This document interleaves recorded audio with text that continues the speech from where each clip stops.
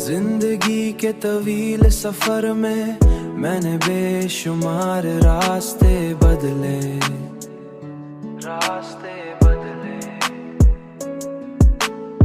कई ख्वाब देखे और बहुत से लम्हे गुजारे।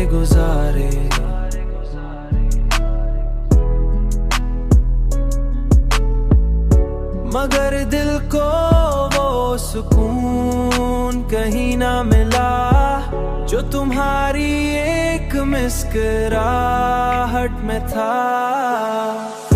तुम्हारी बातों की वो नरमी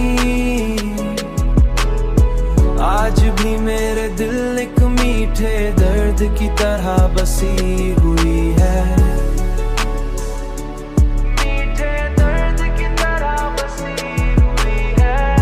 तुम्हारी बातों की वो नरमी आज भी मेरे दिल एक मीठे दर्द की तरह बसी हुई है।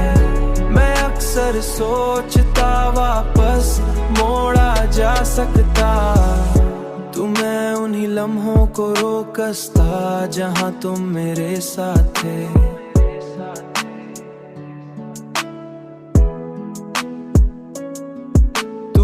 मैं उन्हीं लम्हों को रोक लेता जहां तुम मेरे साथ थे। मगर हकीकत ये है कि कभी किसी के लिए नहीं रुकता और हमें उन्हीं अधूरी यादों के साथ जीना पड़ता है। और हमें उन्हीं अधूरी यादों के साथ जीना पड़ता है। शायद यही मोहब्बत की असल आजमाइश है। शायद यही मोहब्बत की